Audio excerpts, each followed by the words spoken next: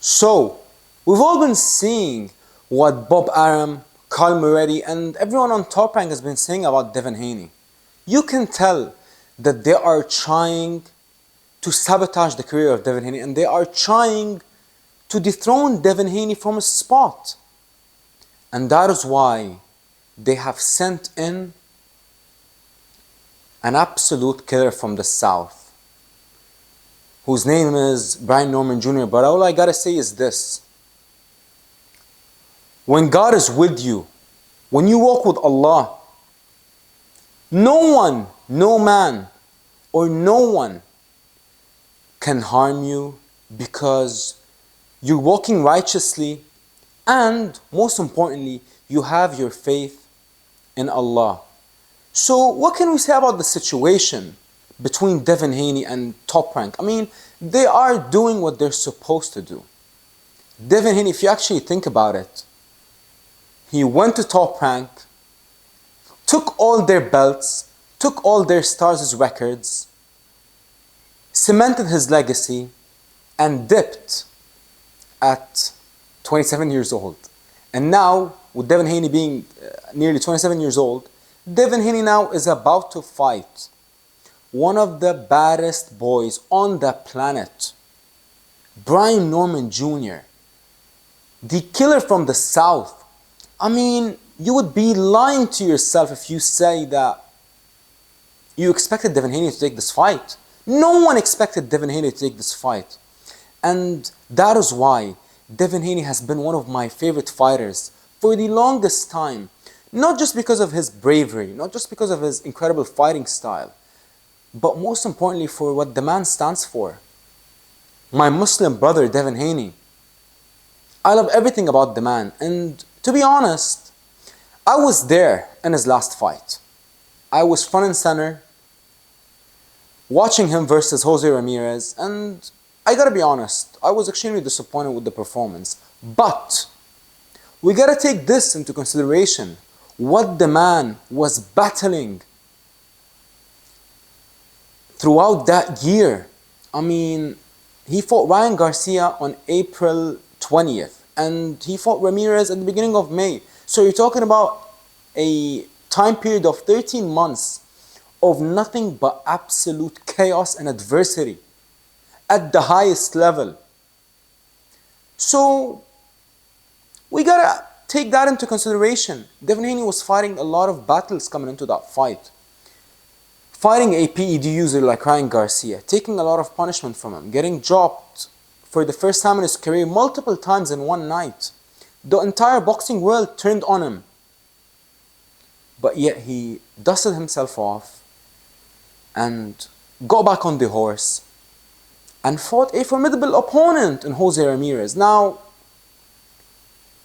do I believe that Devin Haney could have stopped Ramirez? I believe so. Call me crazy, but every time Devin Haney was sitting on his shots, especially that left hook and that chopping right hand, he looked dangerous. I mean, you can hear the sound of his punches. The man looked super dangerous, but one thing that he lacked that night was confidence. And you can't grow back your confidence overnight after the horrendous year that Devin Haney had. So what do I expect from Devin Haney coming into this Brian Norman fight? I mean, I never really thought that Devin Haney was going to take this fight. I thought that Devin Haney was going to go for Teofimo, Shakur, I thought that he was going to go for one of those guys. But Brian Norman, the moment that Devin Haney pulled up and accepted the fight versus Brian Norman, that spoke volumes. And that said everything to me about where Devin Haney is at mentally and where he's at when it comes to his confidence. I mean, yes, this is what we have been saying.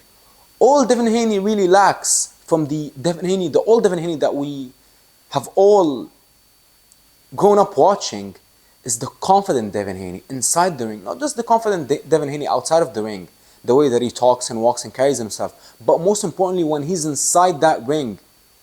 And trust me when I tell you this, you have to be not just confident, but you have to be borderline crazy to take a fight versus Brian Norman Jr. in this time. Now, what does that tell you?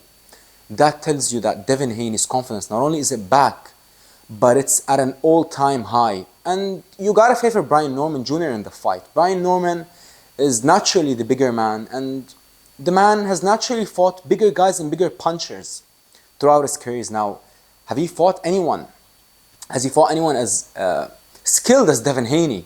No way. And it's not even close. But this is what I expect from Devin Haney in this fight. I mean, I have watched Devin Haney for so many years, and the way that he lands his power shots and rolls under your power shots and counters and slides out of the way, that is the perfect fighter in my opinion. And Devin Haney has everything it takes to not just get back to his old self, but be even 100 times better than what we saw versus Linares, Jojo, Lomachenko. I mean, that Lomachenko fight, one of the greatest high-speed chess matches in boxing history. And yes, you can say that Lomachenko won. I'm not gonna lie, when I was watching the fight live, the moment that it ended, I was like, man, I can't believe that Lomachenko won the fight. But then Devin got the decision, and to be honest, I wasn't mad, because I was rooting for Devin Haney. And I'm still rooting for Devin Haney, and I will be, God willing, in attendance, front row, watching him defy the odds before our eyes and prove to the entire world that not only is he back to his old self, but he's back better than ever. And you can bet that.